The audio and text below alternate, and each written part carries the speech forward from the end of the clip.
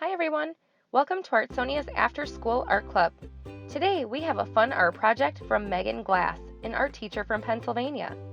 Hope you enjoy the video and don't forget to have your artwork uploaded to your Artsonia gallery.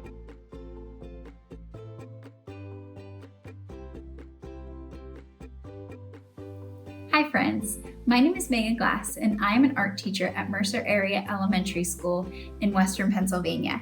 Today we are going to be creating a sunset silhouette using watercolor paints and a black crayon. I hope you'll join me. For this project you're going to need a white piece of watercolor paper or thick white cardstock, a messy mat to catch any paint, black crayon, pencil, a ruler, a nice big fluffy brush, and a watercolor tray. You want to make sure that you have some red, orange, yellow, blue, and purple, some water for your watercolor painting, and a cloth or paper towel.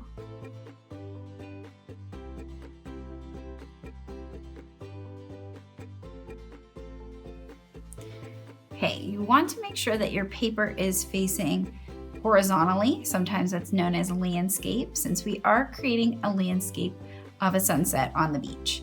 So you don't have to be exactly in the middle, but you want your ruler somewhere in the middle of your paper. Now this has worked out nicely that I'm using what we call a 9 by 12 sheet of paper, meaning that it is 9 inches wide and 12 inches long. So my ruler goes edge to edge. So I am going to line up the edges of my ruler with the edges of my paper, so that way I make a line that's nice and straight.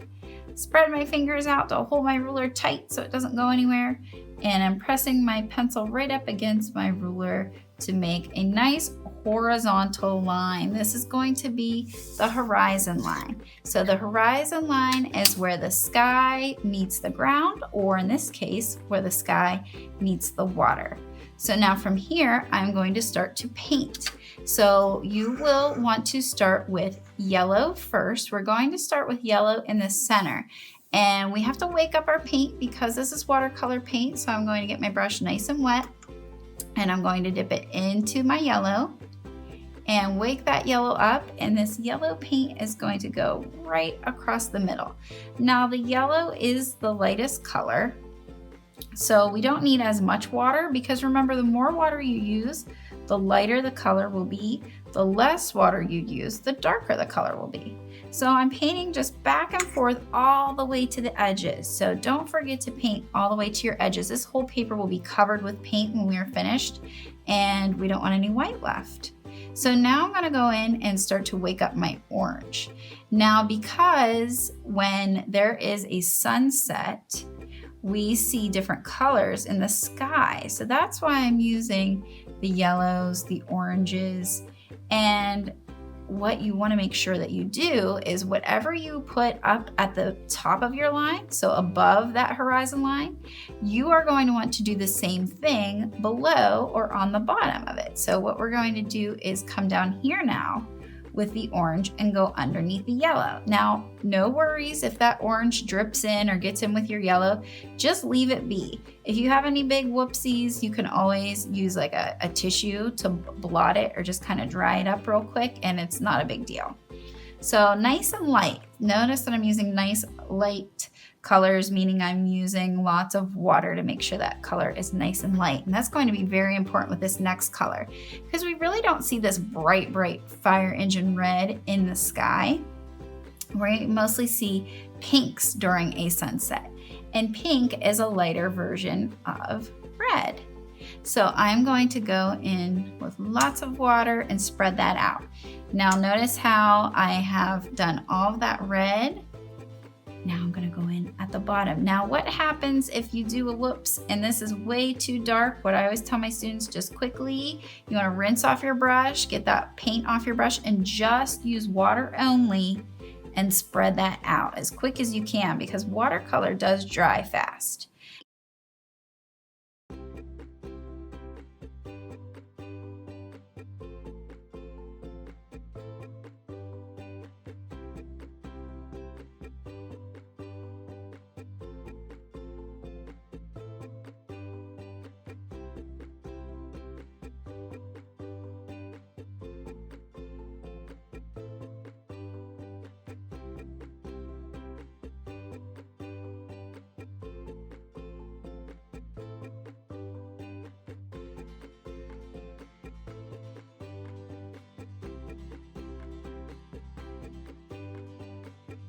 What's nice about watercolor paint, it dries quick. So go ahead and hit pause.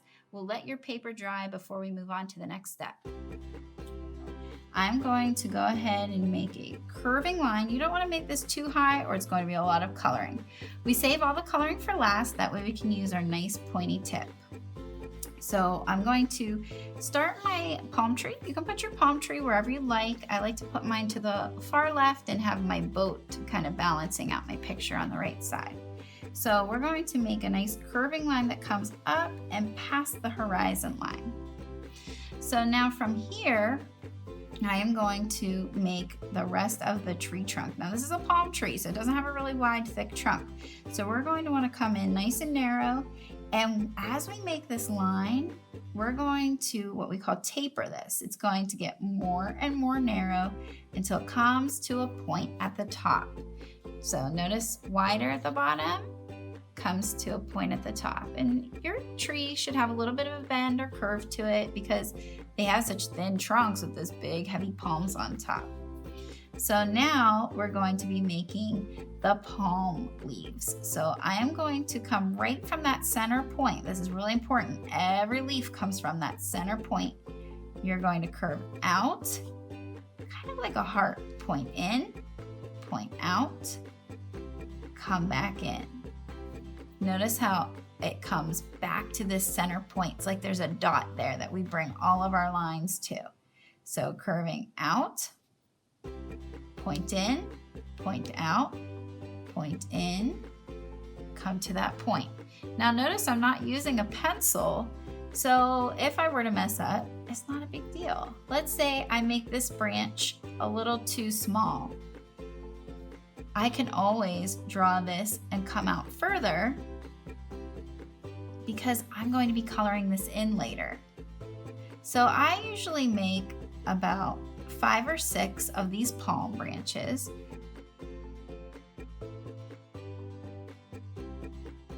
So from here, you're going to want to make some lines around each of your palm branches.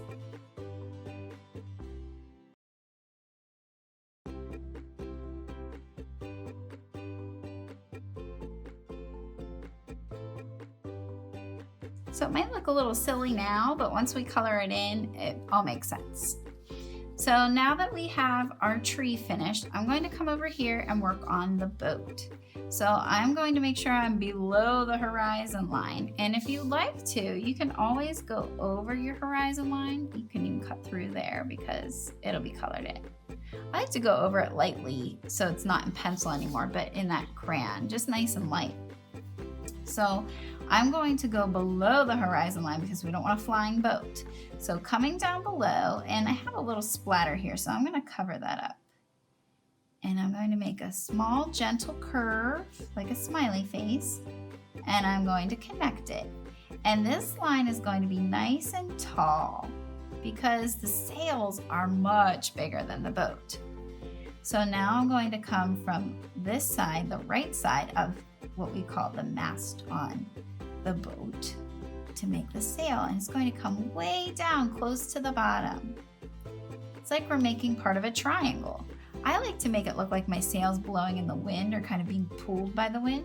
So I make a curve that goes from the bottom and comes up. So you can make either one sail over here. I like to add 2, so I make another one on this side. And you don't have to make that line, that curve, so that's up to you. So I'm not going to do that on this side. So now that I have this boat, make sure that you make just a few, not too many, just a few small, wavy, horizontal lines. You don't want them coming up. The boat is not jumping up out of the water. It's kind of just floating across. So now that I have this, I'm going to go ahead and make my small seagulls. So I make a tiny little letter V, 2 lines. You don't need a whole flock, just a few to kind of balance out that big palm tree. Now your last step is just to completely darken everything in.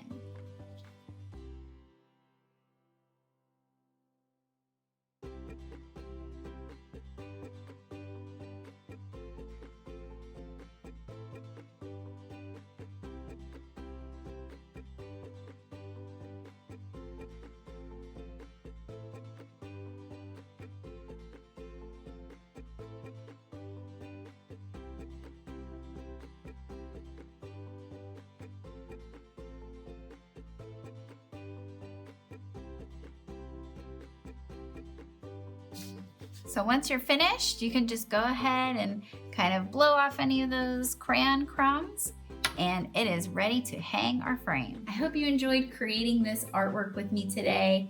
I really hope that you'll frame it and maybe even give it as a gift to someone. Thank you. Hope to see you again soon.